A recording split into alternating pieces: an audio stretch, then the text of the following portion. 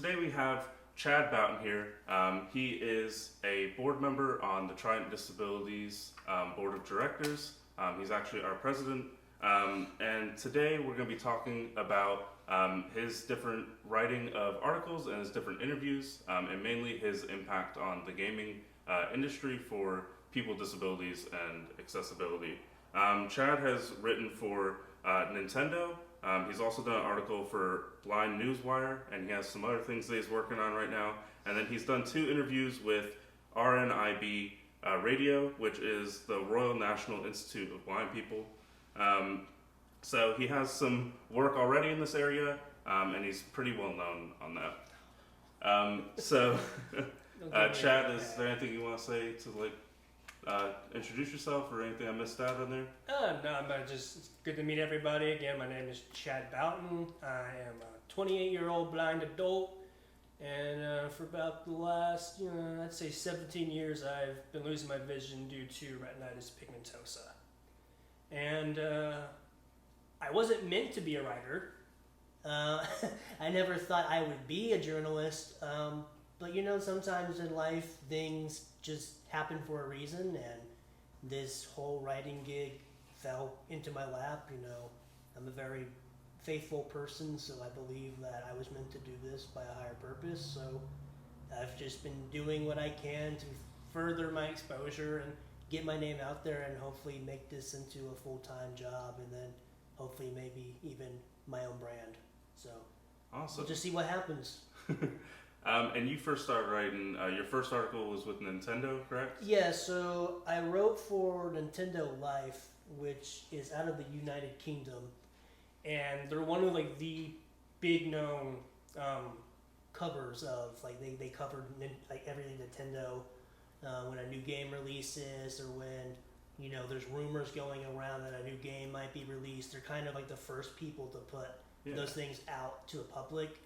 So honestly, the way it happened was just I reached out to a bunch of different news medias that were game related.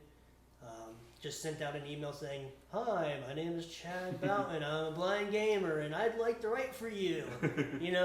I sent out 10 or 15 of those emails, and one day I woke up, Nintendo Life respond, editor Gavin Lane was like, "Hey, would you actually like to do this?" And I was just like, "Yeah, absolutely."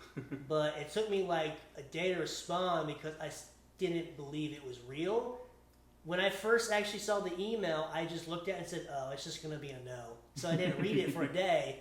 And then when I read it, and it said, "Yeah, we want you to write for us," I was just like, "This cannot be happening." That's awesome. So it was really surreal to get Nintendo Life to say, "Hey, we would like to connect with you and have you write this article." Yeah, and you've gotten a lot of exposure since then. When you first started writing your articles, did you ever feel like so many people would read your articles and be reading about accessibility and blind people and gaming and everything like that? No. I was a terrible writer when I was in high school and college. My mom can attest to that personally because she had to proofread all of my papers, and I was terrible. I didn't know anything about punctuation, grammar, sentence structure. I went to college to be a historian major, so I didn't really have to focus on math and writing because I didn't want to do that. So it's funny that the thing I tried to avoid has become the thing that I've been meant to embrace. So yeah, when I published this article, I was just like, I don't think a lot of people are gonna like this. They're gonna be like, he's obviously an amateur. Good first try again.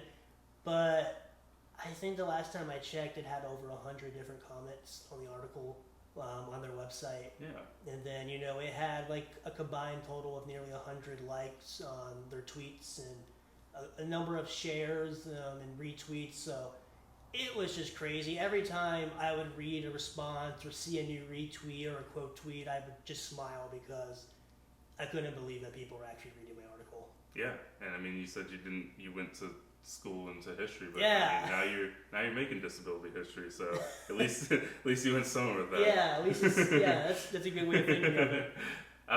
So, out of all the things you could write about for disabilities and obviously visual impairments or blindness, how did you find what you were going to settle on to write about for your different articles and stuff like that, or how do you get to that process of selecting a topic for your different articles? Well, when it came to gaming, because it's weird when I tell people, it's like, hey, so I'm blind, I can barely see anything, but I still love playing video games. They're like, well, that makes no sense.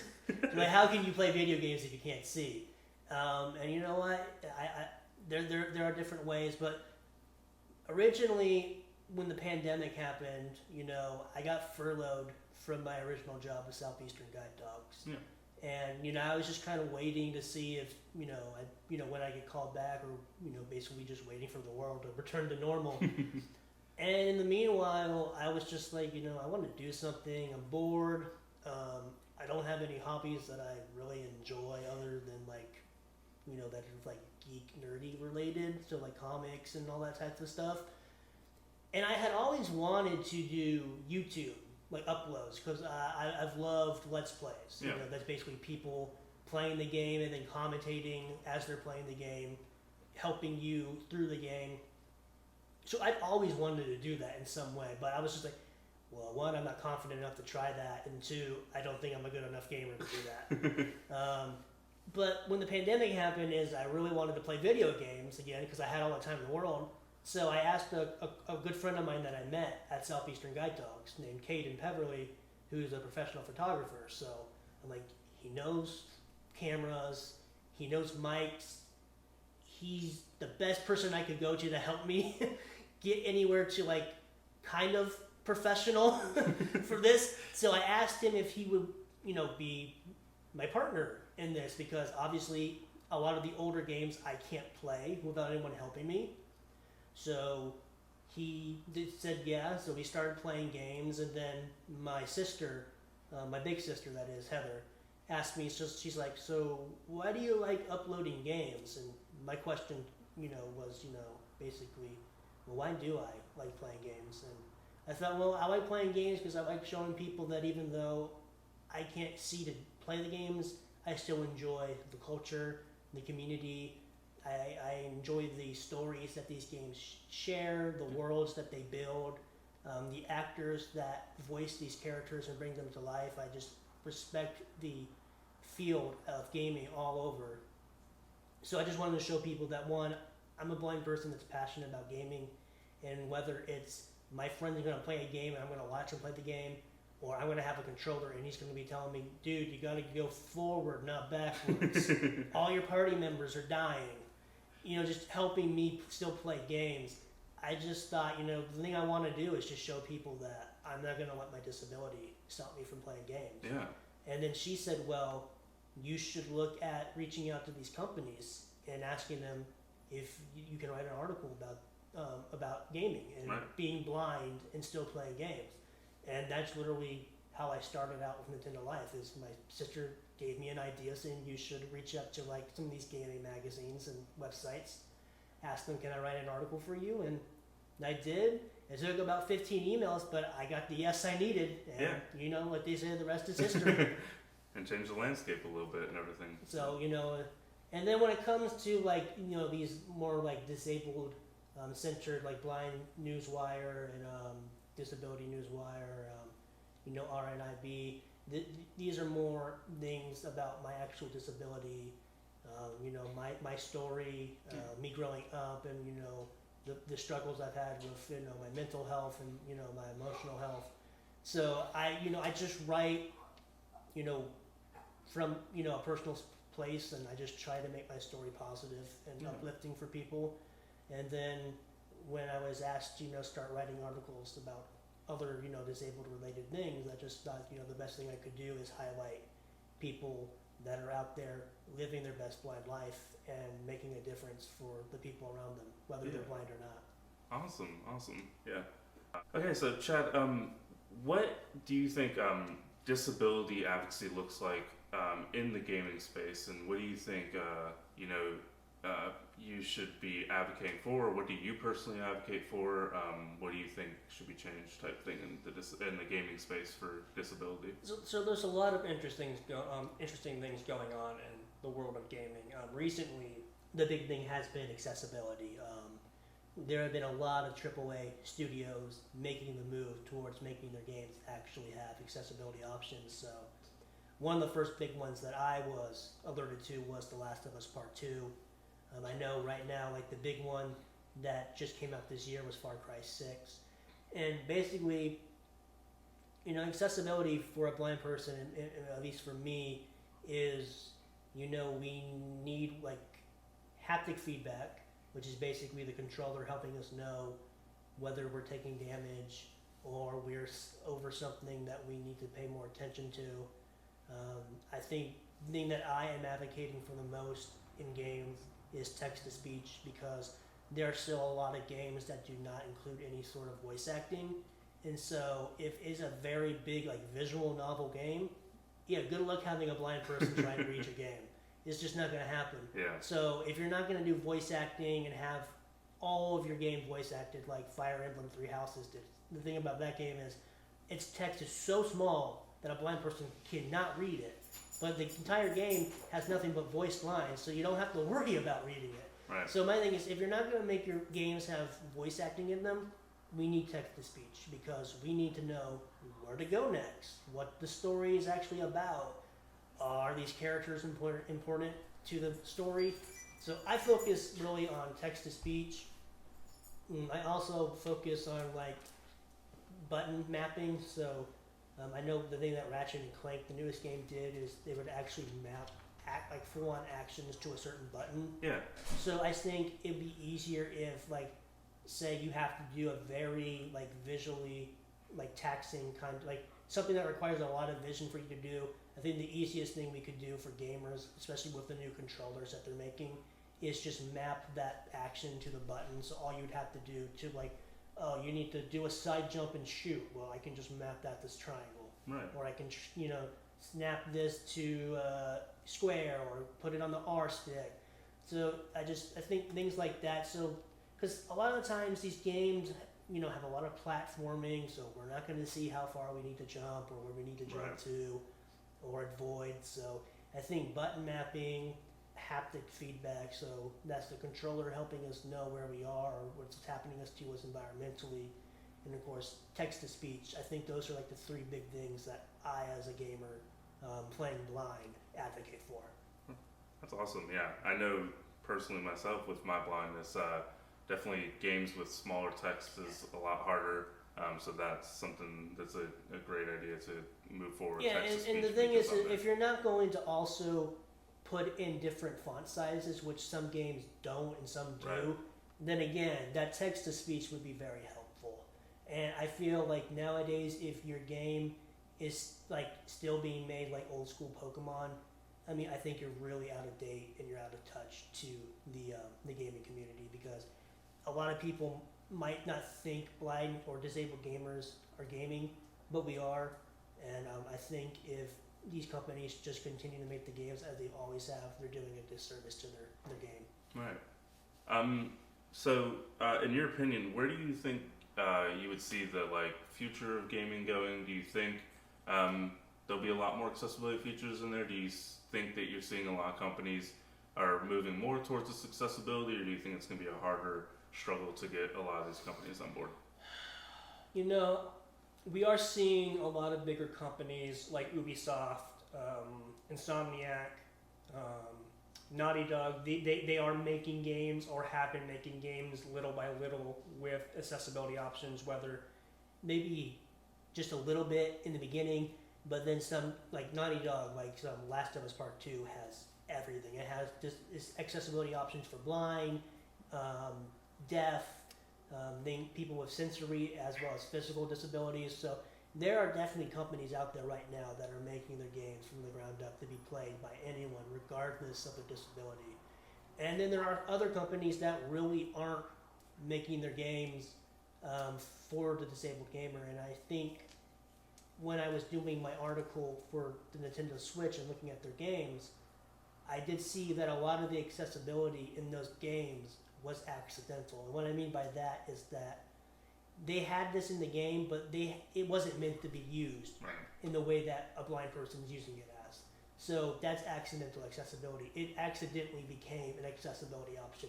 It was never a true accessibility option. Right. So I think there are some other really well-known companies that still need to take a better look at the games and the options that they're putting into them, as well as the system that they're making. But I think we've seen a lot of big companies making moves and continuing to make their games going forward with those accessibility options. So I think it's only a matter of time where we see more and more AAA studios, maybe even indie companies, focusing on accessibility. What role do you see yourself like in this future of disability, accessibility, and gaming?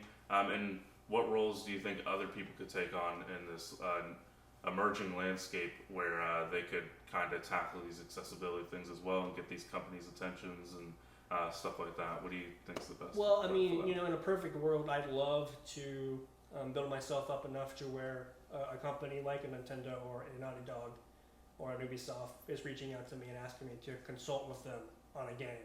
So they're giving me the game in pre-development and letting me tell them what they need to do different and make better when it comes to accessibility options. That for me would be like the best thing to happen. I'd love to be a consultant and actually have my voice heard directly on the actual game and the gaming market. But I think for other people that are wondering like, what can I do to help further the conversation of accessibility in gaming, I think the best thing you can do is just make your voice be heard, whether it's on a podcast, an article, or you do like I'm doing and just playing games with a friend or by yourself using the best options you have available. If you can just like in your videos point out how This would be so much easier if I had this, or I played this game and I can do this with it, but this game doesn't have that. So pointing out when a game has no accessibility versus accessibility galore. Again, I just think people need to be more proactive and vocal about the gaming industry, because we are a very small market, but we still contribute to the overall sales of these games and these consoles that are being made. So I don't see why they would want to ignore us when they can make so much more money off of us. Right. Yeah. So I guess that goes into kind of my next question for you. With disability obviously being about 1/3 of the U.S. population and then about 1/7 of the world population, what incentives do you see for companies to spend money on these accessible features and to make games more accessible for people with disabilities? Like you talked about a little bit, maybe there's some money in it for them, or that's kind of the biggest thing that they listen to. I mean, unfortunately, at the end of the day, these companies are all about a profit. So if they're going to put the money into making their games accessible or have their consoles be even accessible, they have to know that they're going to actually profit off of it. So unfortunately, money does play a big part of this conversation. But honestly, I just feel like if people knew that they could play games again, then they would play games again. I think the thing that people forget is that a lot of blind people aren't, born blind, or just they can't see anything at all ever. A lot of time, we lose our vision very slowly. It's over time. It's over many years, or it's very later on in life. Some people don't start losing their vision until they're in their 50s or 60s. But from the people that haven't started losing their vision from an early age, they started as a gamer. They always want to be a gamer. They don't ever want to get to a point like I was at where they think I can no longer play, so I guess I should just give up and stop participating in the community that's made me have so many friends, actually be brave enough to talk to people that I thought were too popular or out of my league. But because of game, I could talk to them and have a connection and a common ground with them. Right. They need to realize that for some of us, gaming is a way of coping with our disability, and it also helps us with our mental health. I know people think, well, if you learn more things from video games than you do from real life, then you're truly handicapped. But I hate that notion, that video games can't be transformative. I know people like to talk a lot about how violent video games lead to violence, but sometimes maybe the violence in video games stops us from hating the world because of our disability and the hand we've been dealt in life. So I just think if we could bring accessibility into video games more and more, I think there'd be a lot more happy children and there'd be a lot more happy adults too. Because again, they want to contribute. So they want to contribute their time as well as their money into this market. And I just think, again, for them to ignore us would just be a disservice to the entire industry. Definitely. And, we appreciate you giving us this insight and the work that you do in Trident and everything like that. Is there anything else you want people to know about the gaming space, disability in gaming, or just some things that maybe you've written about before that we didn't cover here today? I think if you want to help your friends that maybe are losing their vision but still want to keep gaming, the best thing you can do is just play your games and be mindful of accessibility options. Like, say you were to go and play Super Mario Odyssey, there is actually a assist mode in that game that will put like blue arrows on the world map so that it'll help people not get lost. It'll also do haptic feedback so you know when there's hidden things that you can't see normally. Right. So it'll vibrate and let you know that there's something that you should pay attention to. So I think the best thing that people who can play these games without any accessibility options actually try and pay attention to options like that and jot them down and then spread them to the disabled community, because you might be surprised how many gamers you could find in that community. And then for me, the best thing that I can do is just keep playing games on my YouTube channel. I definitely would like to see that grow big enough to where, I'm helping review or preview these games and telling people why they should play them and why it's good for disabled people, or why the game misses the mark when it comes to accessibility options. But, for me, I'm just, hopefully I can just continue playing games as I am. I definitely want to be more marketable, so I definitely want to kind of cut down on the language a little bit so that I'm more PG-13 or PG friendly, so that way I'm a little bit more marketable. Just get out there and do it. It's the best thing you can. Well, thank you, Chad, for coming to speak with us today. We really appreciate it. And if anyone has some questions for Chad, or some work, or like some different articles you want to write, or want him to write, or if there's some concerns you have that you would like him to maybe write in his next articles, email tridentdisabilities@gmail.com, and we can forward all the emails you sent to him straight to him. And then if you have any questions about disability and gaming, definitely email tridentdisabilities@gmail.com, or if you want to be in one of our videos, if you're disabled or you have something to add to the disability and gaming conversation. So Chad, is there any future work that you have coming up that you can even tell us about, that you want to kind of promote here? And then also tell us a little bit about your gaming channel, DB Kai Gaming. We'll link it here. And just why people should check it out and why you're different from a lot of other gaming channels. I recently had an interview with the RNIB Connect Radio out of United Kingdom. It actually was an interview about my article that I wrote for Nintendo Life, so if you'd like to actually hear me go more in depth as well, you can check out that video. It's over on their official social medias. You can find them at RNIB Connect Radio. They're wonderful people. They actually had me do another interview with them. That one will be coming out the week before December, and it will be about what makes us happy. It's called the Happy Hour. And basically, it's me explaining why video games makes me happy and why it helps my mental health and helps me cope with losing my vision. So that was great. And then I'm also working on a couple of articles. I don't want to spoil anything too much, but there's this great startup company called Disability Newswire that I've been in contact with. And, there's some stuff that I could do for them. So I'm working, and then for my gaming channel, it's DB Kai Gaming, so it's capital D, capital B, capital K, AI, capital G, and then AMING. So DB Kai Gaming. We're not the biggest channel, and we're definitely not the best channel, but what we aim to do is to go through, play games, whether it's me just telling my friend how to play a game because I remember it so well in my mind, and I've played it so many times, I can still tell someone with vision how to play this game and beat it. Or it's me myself, which it soon will be me myself playing a game with my friend Kai helping me get through the game, and hopefully it not taking 1,000 years.